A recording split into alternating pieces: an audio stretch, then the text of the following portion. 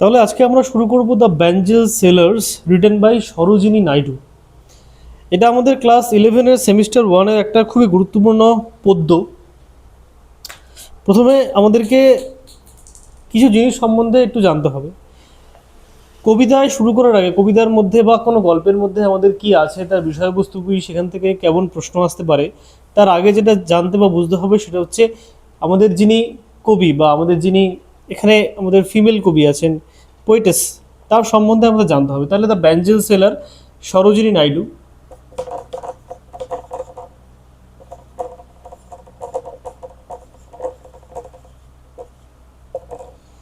সরোজিনী নাইডু সম্বন্ধে যদি কিছু বলি তাহলে প্রথমেই বলতে হয় তিনি ভারতের একজন বিখ্যাত লেখিকা, তার সাথে কিন্তু তিনি আরও বিখ্যাত একজন পলিটিশিয়ান।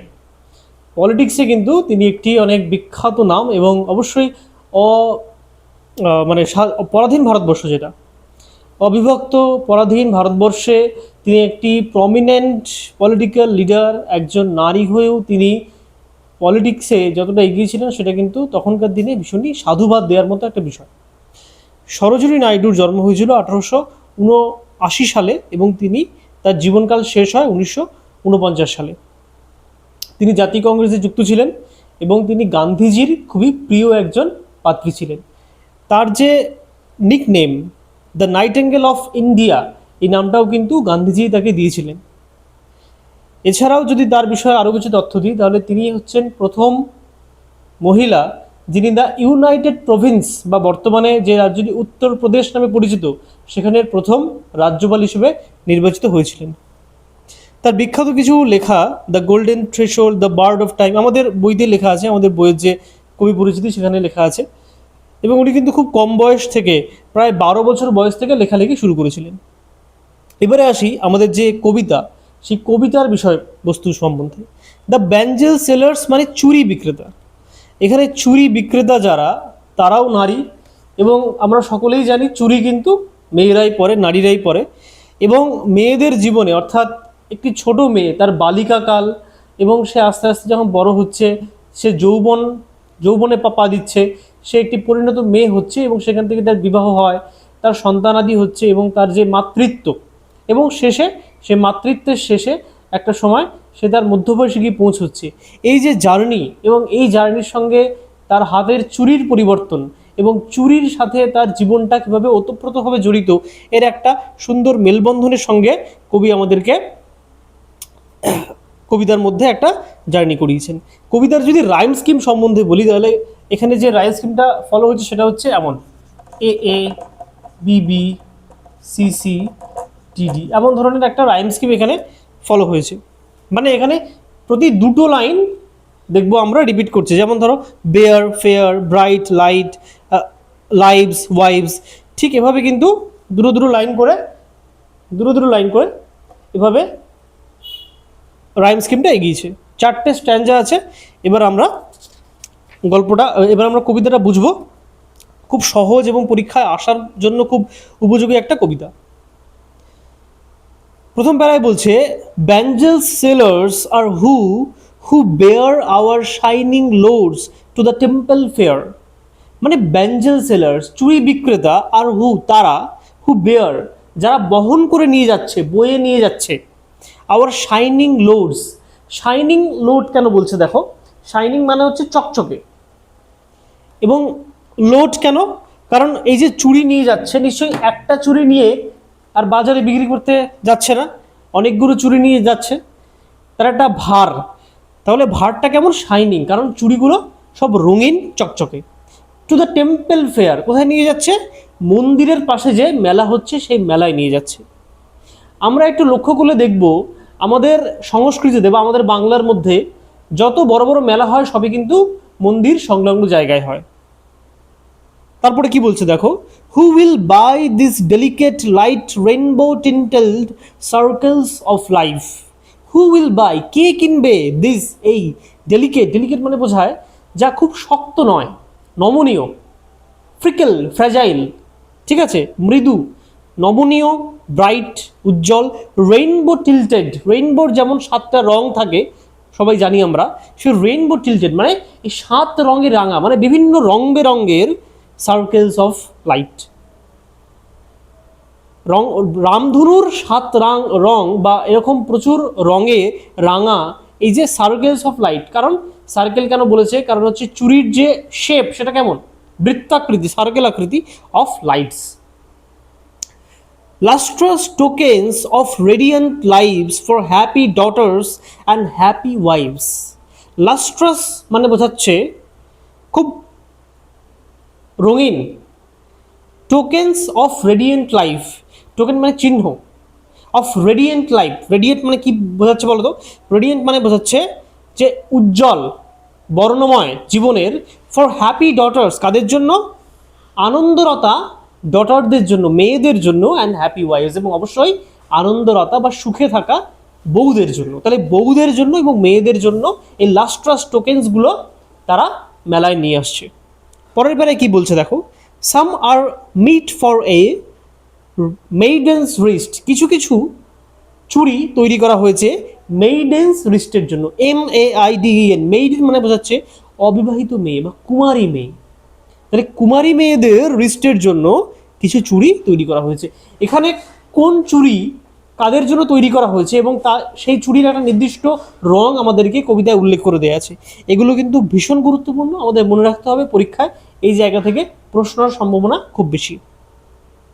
তাহলে অবিবাহিত মেয়েদের জন্য কিছু চুড়ি আছে, সিলভার অ্যান্ড ব্লু, কেমন চুড়ি, তার রঙগুলো কেমন, সিলভার, রূপালি, অ্যান্ড ব্লু এবং নীল, অ্যাজ দ্য মাউন্টেন মিস্ট, ঠিক যেন মাউন্টেনের মধ্যে, পর্বতের মধ্যে মিস্ট, মিস্ট মানে কি, কি মিস্ট মানে হচ্ছে কুয়াশা, মানে ধরো একটা পর্বত আছে, যদিও আমার আঁকা খুবই বাজে তবুও একটু চেষ্টা করছি আঁকার, তাহলে পর্বত আছে, পর্বতের চারপাশে যদি এরকম কুয়াশা জমে, দূর থেকে দেখলে এরকম মনে হয়, মানে পর্বতকে যেন সে কুয়াশাটা ঘিরে রয়েছে, তার রংটা হয় silver and blue as the mountain mist. তাহলে ঠিক যেমন পর্বতের উপরে মিস্ট জমলে, কুয়াশা জমলে মনে হয় যেন পর্বতের চারপাশে গোল করে আছে, ঠিক তেমনভাবেই এই সিলভার এবং ব্লু কালারের চুড়িগুলো কুমারী মেয়েদের হাতেও একইভাবে শোভা পাচ্ছে। Some are flushed like the birds that dream on the tranquil brow of a woodland stream. তাহলে সাম আর ফ্লাস্ট, কিছু ফ্লাস্ট, ফ্লাস্ট মানে এখানে বুঝিয়েছে একদম রঙিন গাঢ় লাল রং, ঠিক আছে, তাহলে কিছুর রং কেমন, একদম গাঢ় লাল রং, like the birds that dream, BUDS, birds মানে কি, দেখো BUDS, বার্ডস মানে বোঝায় ফুলের কুড়ি, ঠিক আছে, ফুলের কুড়ি, তাহলে কিছুর রং হচ্ছে একদম লাল ফুলের কুড়ির মতো, দ্য ড্রিম যে স্বপ্ন দেখে, ফুলের কুড়ি স্বপ্ন দেখে মানে সে এখনো সম্পূর্ণ ফুটে ওঠেনি, তার এখনো ফুটে ওঠার পূর্ণ বয়স হয়নি, ঠিক কবি বা এখানে তুলনা করতে চেয়েছেন সে সমস্ত মেয়েদের সঙ্গে যারা এখনো অবিবাহিত, তাহলে তারা এখনো সম্পূর্ণ তাদের বিবাহের বয়স হয়নি, তারা এখনো সঠিক বয়সে এসে পৌঁছায়নি। That birds that dream on the tranquil brow of a woodland stream, এবং on the tranquil brow, tranquil মানে বোঝাচ্ছে শান্তি বা প্রশান্তি, শান্ত, tranquil brow of a woodland stream, woodland মানে বোঝায় জঙ্গল, জঙ্গলের মধ্যে দিয়ে যে ভূমি গেছে সেই ভূমির মধ্যে একটা স্ট্রিম বয়ে গেছে, একটা জলধারা বা একটা নদী বয়ে গেছে, সেই নদীর যে ধারা, সেই নদীর ধারার পাশে যেন একটা বার্ড ফুটবে, একটা যেন ক্রিমসন রঙের একটা গাঢ় লাল রঙের ফুল ফুটে উঠবে। Some are aglow with the bloom that cleaves to the limpid glory of new born leaves, তাহলে সাম আর অ্যাগ্লো, কিছু কিছু চুড়ি তারা অ্যাগ্লো করছে, মানে অ্যাগ্লো করা মানে চকমক করা, ঝলমল করা, উইথ দ্য ব্লুম, সেই দুটির সাথে, ব্লুম মানে বা ফুটে ওঠাও বোঝায়, আমরা ব্লসম থেকে ব্লুম শব্দ এসছে, দ্যাট ব্লুম যেটা ফুটে উঠবে বা যেটা প্রস্ফুটিত হবে, that clips to the limpid glory of a new born leaves. আচ্ছা, CLAVES, ক্লিপস মানে বোঝায় টু ক্লিং উইথ, মানে কিছুর সঙ্গে আটকে থাকা বা কিছুর সঙ্গে ঝুলে থাকা। এখানে কিছু কিছু ওয়ার্ড কিন্তু একটু কঠিন, সেই ওয়ার্ডগুলো লিখে নিও, আমি মুখে বলে দিচ্ছি। তাহলে সাম আর অ্যাগ্লো, কিছু খুব জ্যোতিময়, খুব দ্যুতিময়, উইথ দ্য ব্লুম সেই আশায় যেটা যেন এরা ফুটবে, দ্যাট ক্লিপস, এবং এরা টু ক্লিং উইথ হয়ে থাকবে, মানে আটকে থাকবে, two the limpid glory. Limpid glory মানে বোঝাচ্ছে কোমল, লিম্পিড মানে বোঝায় কোমল বা নির্মল, ঠিক আছে, মানে যার মধ্যে ভীষণ অহংকার বা বা খুব ঔদ্ধত্য নেই, কোমল, simple. To the limpid glory of a new born leaf, ঠিক যেন একটা গাছের সবুজ নতুন পাতা যখন গাছে আসে, গাছে যখন নতুন পাতা গজায়, তার যেমন একটা লিম্পিড গ্লোরি থাকে, মানে সেখানে খুব ঔদ্ধত্য থাকে না, খুব সাধারণ, খুব সহজ, কিন্তু একটা গর্বের বিষয় যে হ্যাঁ পাতা এসেছে। ঠিক তেমনভাবেই কিছু চুড়ি থাকবে যারা সেরকম দ্যুতিময়, এবং তারাও আশা করছে যে তারাও কোনো হাতে গিয়ে শোভা বৃদ্ধি করবে। দেখো পরের যে প্যারা, সেই প্যারাতে আবার অন্যরকম কিছু আছে, মানে নতুন একটা আবার আমার এটি মেয়ের জীবনে যে পরের স্টেপ সেটা নিয়ে আমরা আলোচনা করব একটি চুরির সঙ্গে তার একটা সিমিলারিটিস নিয়ে। Some are like fields of sunlit corn, কিছু কিছু চুড়ি যেন তাকে দেখে মনে হচ্ছে ভুট্টার ক্ষেত, সিওরেন কর্ন মানে বোঝাচ্ছে ভুট্টা, ভুট্টার ক্ষেতে যদি সূর্যালোক পড়ে, ফিল্ড অফ সানলিট কর্ন, ভুট্টা ক্ষেতে যদি সূর্যালোক পড়ে তাহলে তার রংটা যেমন হয় ঠিক তেমন রঙের কিছু চুড়ি আছে। Meet for a bride on her bridal morn, সেগুলো কিসের জন্য তৈরি হয়েছে? সেগুলো তৈরি হয়েছে একটি ব্রাইডের জন্য, একটি নববধূর জন্য, অন হার ব্রাইডাল মর্ন, তার বিয়ের দিনের সকালের যে রিচুয়াল, সেই রিচুয়ালের জন্য সেই চুড়িগুলো তৈরি হয়েছে। বিয়ের দিনের সকালে যে অনুষ্ঠানটা হয় তাই কি বলা হয় রে, কি বলে, দধিমঙ্গল বলে না, তার মধ্যে যে চুড়িগুলো পরে সেই সেই চুড়িতে সেই চুড়ির রঙের মতো করে যেন এই চুড়িগুলো তৈরি করা হয়েছে। Some like the flames of her marriage fire, কিছু কিছু চুড়ির রং যেন বিয়েতে, মেয়েদের বিয়েতে যেই যজ্ঞ করা হয় সেই যজ্ঞের যে আগুন, সেই আগুনের রঙের মতো। এখানে আমরা আরো অন্যভাবে ভাবতে পারি, বিয়ের সময় সাধারণত মানুষ যেমন চুড়ি পরে, মেয়েরা যেমন চুড়ি পরে সোনালী রঙের বা সোনার রঙের চুড়ি পরে, সেই রঙের চুড়ির কথা এখানে বলা হয়েছে, এই প্যারাটায় বলা হয়েছে। Or rich with the hue of her heart's desire, অথবা রিচ খুব সমৃদ্ধ হয়েছে, with the hue of her heart's desire, ঠিক যেমন একটি নববধূর মনের যে ডিজায়ার, তার হৃদয়ের যে ইচ্ছে, সেই ইচ্ছের রঙের সঙ্গেও মিলিয়ে যেন কিছু কিছু চুড়ি এনেছেন। Tinkling luminous tender and clear like her bridal laughter and bridal tear, কি সুন্দর একটা লাইনের মাধ্যমে আমাদের কত কি বুঝিয়ে দিয়েছেন লেখিকা। দেখো টিঙ্কলিং, সেই চুড়িগুলো কেমন টিঙ্কলিং, মানে সেখানে যেন আওয়াজ হচ্ছে, একটা টিং টিং করে আওয়াজ হচ্ছে। লিমিউনাস বা লুমিনাস, লুমিনাস মানে বোঝাচ্ছে চকমকে, ঝলমলে। টেন্ডার অর্থাৎ কোমল, ঠিক আছে, টেন্ডার কোমল অ্যান্ড ক্লিয়ার এবং খুব স্পষ্ট।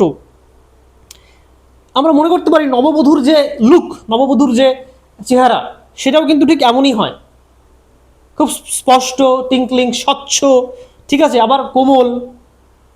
তার চুরির যে ব্যাখ্যা আমাদের দিয়েছেন সেটাও কিন্তু ঠিক তেমনই, like her bridal laughter and bridal tear, ঠিক যেমন যেন, ঠিক চুরিটাও যেন, আবার তার জীবনটাও যেন, বা তার সেই জীবনের মুহূর্তটাও যেন লাইক হার ব্রাইডাল লাফটার, বিয়ের দিনে তার যে হাসি, তার যে আনন্দ, অ্যান্ড ব্রাইডাল টিয়ার, এবং বিয়ের দিনে তার যে দুঃখ, দুঃখ কারণ, দুঃখর কারণ কি, দুঃখের কারণ হচ্ছে এই বিয়েতে যেমন তার নতুন সম্পর্ক জুড়ছে, আবার পূর্বতর সম্পর্কের সঙ্গে তার একটা বিচ্ছেদ কিন্তু ঘটছে, তার পরিবার, তার নিজের বাড়ি, তার নিজের এতদিন যেখানে সে বড় হয়েছে সেই সমস্ত জায়গার সঙ্গে কিন্তু তার একটা বিচ্ছেদ ঘটে, সে আবার নতুন জায়গায় যাচ্ছে। তাহলে এই যে ট্রানজিশন, এটা কিন্তু আমাদের খুব সুন্দরভাবে এই কবিতার মধ্যে উল্লেখ করেছেন। এবারে লাস্ট প্যারায় আসবো। Some are purple and gold gold flecked grey, কিছু কিছু চুড়ির রং কেমন পার্পল, কিছু কিছু চুড়ির রং কেমন পার্পল, বেগুনি, and gold flecked grey, gold ফ্লেকেলড মানে বোঝাচ্ছে, আচ্ছা গোল্ড ফ্লেকেল গ্রে, গ্রে কালার ধূসর রং, তার মধ্যে গোল্ড ফ্লেকেল মানে সোনার কিছু কিছু, সোনালি যে রং, সোনালি রঙের কিছু আভা সেখানে আছে, ঠিক আছে। মানে আমরা যে দেখি না আমাদের মায়ের হাতে যে শাখা বাঁধানো, পলা বাঁধানো ইত্যাদি থাকে, সেটা কি সম্পূর্ণ সোনালি হয়? হয় না, কিন্তু সেখানে কি সোনার কিছু একটা অংশ থাকে বা সোনালি রং থাকে। ঠিক তেমনই গোল্ড ফ্লেকেল মানে বুঝিয়েছে সোনালি কিছু অংশ। গোল্ড ফ্লেক বলে কিছুর কথা মনে পড়লো তো তোমাদের, সেটার নামটা কিন্তু এখান থেকে এসেছে। আচ্ছা, পরের লাইনে কি আছে দেখো, for she who has journeyed through life midway. এবারে আমরা যখন কবিতার শেষ প্যারায় এসেছি, শেষ প্যারায় কিন্তু মেয়েদের জীবনে, নারীদের জীবনের আরও একটা ফ্রেজের কথা উল্লেখ করা হয়েছে। তাহলে প্রথম প্যারায়, আচ্ছা এটা বলিনি, শেষে আমরা এটা বলছি, এই ট্রানজিশনটা আমরা শেষে আলোচনা করবো। দেখো কি বলছে, ফর শি তাদের জন্য, হু হ্যাজ জার্নিড থ্রু যারা জার্নি করে এসেছে, যারা কাটিয়ে এসেছে, থ্রু লাইফ মিডওয়ে তার জীবনটা প্রায় মাঝামাঝি। মানে এখন আমরা আর কোনো কুমারী মেয়ে বা সদ্য বিবাহিতা মেয়ে বা যার বিয়ে হচ্ছে এমন মেয়ের কথা আর বলছি না। শেষ প্যারায় এসে কবি কার কথা বলছেন? কবি বলছেন এমন সমস্ত মেয়েদের কথা, এমন সমস্ত মহিলাদের কথা যারা তাদের মাতৃ অবস্থায় এসে পৌঁছিয়ে জীবনের প্রায় মাঝামাঝি সময় চলে এসছেন। Through life midway, whose hand have cherished যাদের হাত চেরিশড করেছে, যাদের হাত লালিত করেছে, বড় করে তুলেছে। হুজ লাভ হ্যাজ ব্লেসড যাদের ভালোবাসায় আশীর্বাদ ধন্য হয়েছে। অ্যান্ড ক্রেডেলড ফেয়ার সন্স আর অন হার বিউটিফুল ব্রেস্ট, এবং যে ক্রেডেলড করেছে, যে ক্রেডেলড করা মানে বোঝায় আদর করা বা দোল দেয়া বা একদম স্নেহময়ী করে রাখা। ফেয়ার সন সুন্দর সুন্দর বাচ্চাদের, এখানে সন মানে কিন্তু শুধু ছেলে বোঝায়নি, সন মানে বাচ্চারা বুঝিয়েছে, এবং ফেয়ার মানে মানে সুন্দর ছেলে, সবাই যে সুন্দর ছেলে মেয়ে হবে তা তো না। ফেয়ার সন মানে বুঝি সোনা ছেলে, মানে মায়ের কাছে তার সমস্ত ছেলে মেয়েরাই কি বড় আদরের, বড় প্রিয়, ঠিক সেরকমভাবে বুঝিয়েছে। অ্যান্ড ক্রেডেল ফেয়ার সন, এবং যে মা তার সন্তানদেরকে একদম স্নেহময়ীভাবে বড় করে তুলেছেন। অন হার ফেইথফুল ব্রেস্ট তার বিশ্বস্ত বুকে জড়িয়ে ধরে মা তার সন্তানদের বড় করে তুলেছেন। And serves her house hold in fruitful pride, এবং মার কাজ শুধু এটুকুই না, শুধু সন্তান বড় করে তুলেছেন, সন্তানদের আশীর্বাদ করেছেন তাই নয়, কি করেছেন আরও, and serves her house hold, এবং সে নিজের হাউস হোল্ড তার গৃহস্থী, ইন ফ্রুটফুল প্রাইড। ফ্রুটফুল মানে বোঝায় যা আমাদের ফল দিয়েছে বা সাকসেসফুল, ঠিক আছে, যার মধ্যে একটা রস কিছু আছে, ঠিক আছে, পজিটিভ কিছু আছে। ফ্রুটফুল প্রাইডে সে তার গৃহস্থীকেও বাঁচিয়েছে, মানে সে তার গৃহস্থেরও কল্যাণ করেছে, গৃহস্থীকে যেই অবস্থায় সে এসেছিলেন সেখান থেকে আরও ভালো জায়গায় নিয়ে গেছেন। অ্যান্ড ওয়ারশিপ দ্য গডস, এবং তিনি আরও কি করেন, তিনি ঈশ্বরের কাছে প্রার্থনা করেন, ঈশ্বরের পূজা করেন। অ্যাট হার হাজব্যান্ডস সাইড, তার স্বামীর যাতে মঙ্গল হয়, স্বামী যাতে আরও ভালো থাকে, সুস্থ থাকে ইত্যাদি কারণের জন্য তিনি ঈশ্বরের কাছে প্রার্থনা করেন। ঈশ্বরের কাছে কিন্তু নিজের জন্য প্রার্থনা করেন না। তাহলে যেই মেয়েটি প্রথম বারে আমরা পড়েছিলাম চুরি বিক্রির সঙ্গে রেফারেন্স করতে করতে, যে মেয়েটি একদম মেইডেন রিস্ট, কুমারী মেয়ে, মানে সদ্য বালিকা থেকে সে একটু বড় হয়ে উঠছে, এমন মেয়ের সে তার যখন অত কিছু চিন্তার বিষয় নেই, এখানে কিন্তু আমাদের সেরকম কিছু উল্লেখও করেননি। সেই মেয়েটির কথা আমরা পড়লাম। পরের বেলায় আমরা বললাম হচ্ছে যে মেয়েটির বিয়ে হচ্ছে, সদ্য বিবাহিতা মেয়ে বা সদ্য বিবাহ হবে এমন একটি মেয়ে, তার জীবনে কী কী হয়, তার বিবাহের দিন সকালবেলা এবং বিবাহের বিদায় বেলাতে তার লাফটার এবং তার টিয়ার কেমন করে একাকার হয়ে যাচ্ছে। এবং শেষে আমরা পড়লাম যে একটি মেয়ে, সেই মেয়েটি যখন আমার মধ্য বয়সে এসে পৌঁছচ্ছে, সে তার সন্তানদের লালন পালন করছে, সে তার সংসারকে সামলে রাখছে, এবং শুধু তাই না, সে তার স্বামীর কেমন করে মঙ্গল হয় তার জন্য ঈশ্বরের কাছে প্রার্থনাও করছে। এখানের যত কঠিন ওয়ার্ড আছে, যেমন ধরো চেরিশ মানে হচ্ছে লালন পালন করা, ক্রেডেল মানেও বোঝায় স্নেহময়ীভাবে আদর করা বা লালিত করা, হাউস হোল্ড মানে গৃহস্থী, ঠিক আছে, ওয়ারশিপ অর্থাৎ বোঝাচ্ছে পুজো করা, ফ্লেম মানে বোঝায় আগুন বা অগ্নিশিখা, ব্রাইডাল বিবাহ, সানলাইট সূর্যের আলো ইত্যাদি সবই মোটামুটি বলে দিয়েছি। তাও যদি কোনো ওয়ার্ড মিনিংয়ের সমস্যা থাকে ওয়ার্ড আমাকে কমেন্টে জিজ্ঞেস করতে পারো। মোটামুটি আমাদের তো পুরোটাই শেষ হয়ে গেল। তো সবাই জানিও কেমন লাগলো, এবং আমি পুরো 11 সিলেবাসটাই আস্তে আস্তে এভাবে আপলোড করে দেবো। সবাইকে ধন্যবাদ।